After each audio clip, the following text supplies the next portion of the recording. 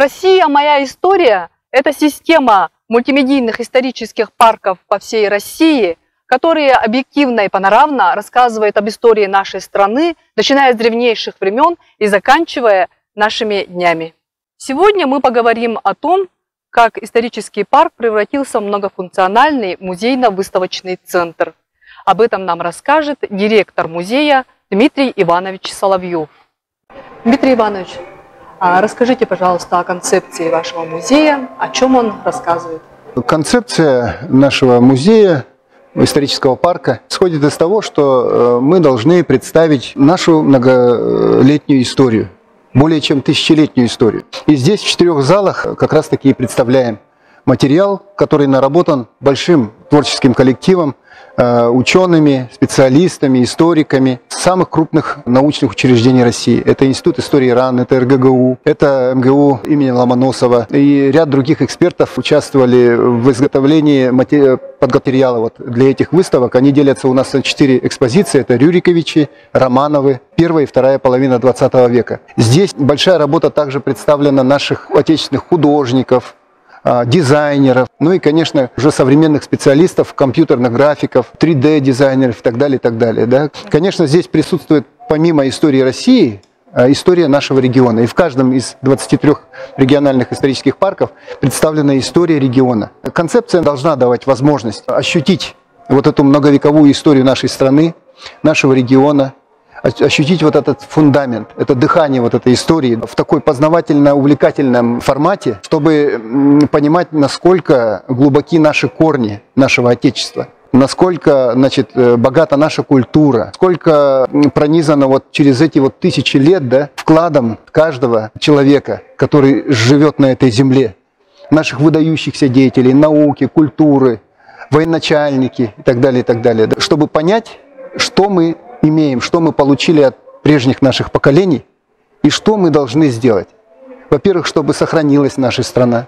Что мы должны сделать для того, чтобы она была еще более развитой, современной. И исторический парк – это место встреч, место, где человек познает и историю, и соприкасается, ну, к современным, скажем, тенденциям, да, и, скажем, музейной деятельности, да, так скажем, но и к различным форматам. Через разные форматы он участвует в формировании сегодняшнего, своего настоящего и, по сути, будущего.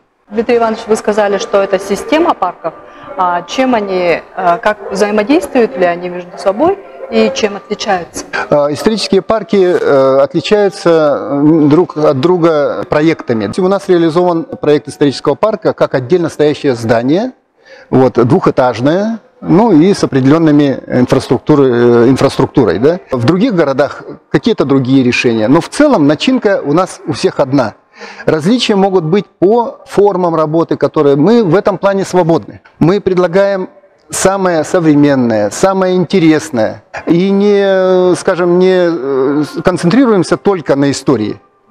Мы место притяжения, мы центр общественной жизни, мы центр культуры, мы центр, где люди общаются, где они обретают друзей, где они знакомятся с чем-то интересным, проводят с интересом свое время. И поэтому у нас исторические парки, они рассчитаны практически на все возрасты.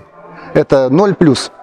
И для маленьких детей у нас есть что показать, рассказать, и для старшего поколения. Более какие-то глубокие вещи, да? Вот они могут, очень интересуются у нас, читают, глубоко вчитываются в материал. Вот есть программы выходных дней. Мы вместе тут отмечаем государственные праздники, какие-то крупные события в жизни России, в жизни нашей республики. Музей называется «Исторический парк». Объясните, пожалуйста, чем отличается парк от обычного музея? Ну, исторические парки, по сути, являются учреждениями культуры в большинстве своем. То есть из 23 исторических парков 16 – это государственные учреждения культуры. Они просто могут быть, скажем, в форме культурно-досугового учреждения. Да? В данном случае мы имеем основной аквет – это музейная деятельность. Вот. Музеи, мы, конечно, отличаемся от классического музея, но вот музейная типология, да, нашего учреждения, она говорит о том, что мы должны формировать фонды. Вот. Но вот спектр нашей деятельности, он настолько широк, что мы, конечно, скажем, в своей работе вот концентрируемся на этом, да, но получается так, что и в то же время мы новое учреждение. То есть это занимает определенное время. Нужно приобрести эти экспонаты, может быть, даже их найти самим, да, в определенных ситуациях, вот, или принимать в дар эти экспонаты. Мы формируем эту коллекцию. Есть у нас для этого соответствующие специалисты, хранители, научные работники. Но отличие наше состоит в том, что форматы нашей работы превалируют, конечно, такие очень широкие. Скажем, мы проводим здесь и конференции, и фильмопоказы, и работаем очень много с детьми. У нас есть программы выходного дня для самого большого спектра наших посетителей. Да? Мы проводим исторические реконструкции. Мы имеем медиацентр, который снимает очень интересные, значит, программы, ролики и материалы для наших жителей, которые мы транслируем через наши социальные сети и посредством телевидения. Вплоть до того, что здесь даже у нас проводятся спортивные даже соревнования. Просто это исходя из того, что исторический парк, он призван стать таким местом, скажем, сосредоточием жизни, общественной жизни, где собираются люди, где общаются, они делятся чем-то интересным, им что-то преподносят интересное, да, наши специалисты или привлеченные специалисты. То есть это такой центр познавательного досуга, культурного досуга. Очень много культурных мероприятий здесь проходит. И, конечно, каких-то, скажем, совещаний, круглых столов. Потому что это наша жизнь. Это вот мы становимся центром, где проводится очень много интересных программ и мероприятий. Вот этим отличается от классического музея, где, собственно, работа, она в основном строится вокруг предмета, вокруг экспоната. Обеспечивается его сохранность, его экспонирование. И, естественно, классические музеи, они обладают очень большими фондами. И, конечно, они обязаны обеспечивать вот соответствующую работу с этими фондами.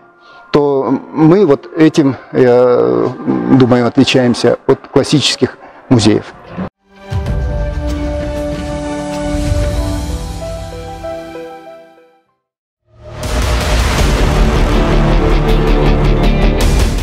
Исторический парк «Россия. Моя история» представляет мультимедийную экспозицию «Романовы».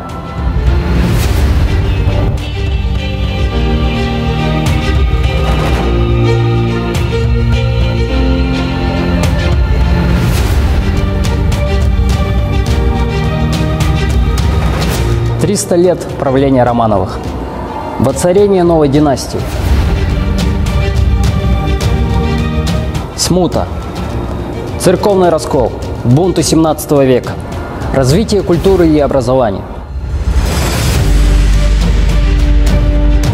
Вхождение Якутии в состав России.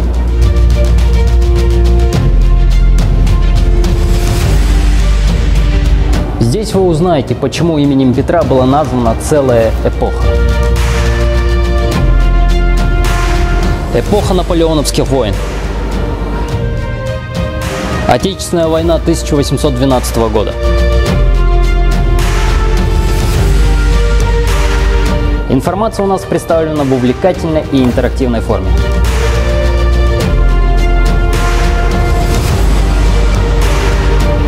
В данной экспозиции также присутствует региональный контент, посвященный истории Якутии. Это и многое другое вы можете узнать, посетив нашу экспозицию. Ждем вас в историческом парке.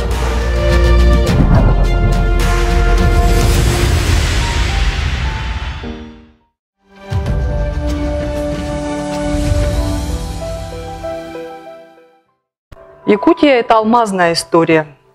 Расскажите об этой экспозиции. Компания «Алроса» совместно с Конгресс-центром Якутии, с правительством Якутии решили создать такую выставку для того, чтобы жители Якутии смогли бы ознакомиться вообще с самими алмазами и с теми людьми, в честь которого они названы. И родился проект 100 именных алмазов к столетию Якутии. Это их точная копия, они сделаны из горного хрусталя. И в первую очередь здесь представлены герои Советского Союза и герои социалистического труда.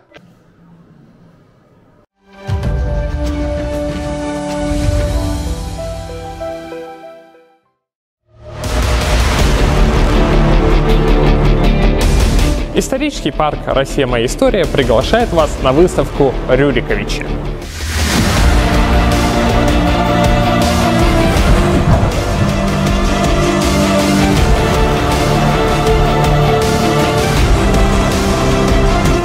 Здесь вы можете познакомиться с историей первой российской династии князей и царей.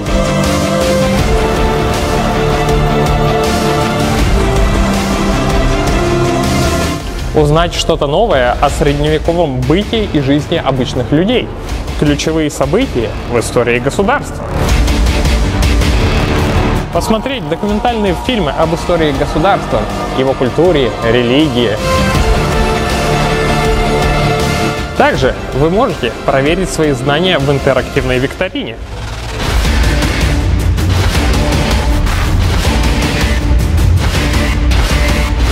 Вы узнаете много интересного, посетив нашу выставку. Ждем вас!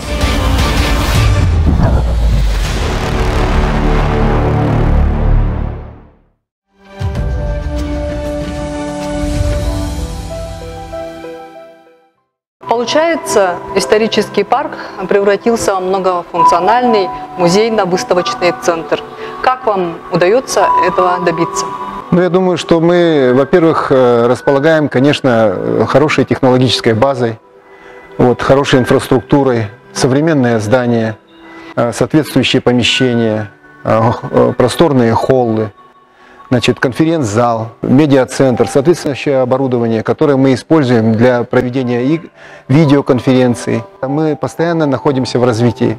Поэтому здесь интересно быть, с нами интересно работать, и с нами возможно получить очень интересный продукт и получить удовлетворение от своей работы, потому что у нас профессиональная команда, и поэтому мы являемся таким многофункциональным, как вы сказали, музейно-выставочным центром, а по сути и центром культуры, просветительским центром.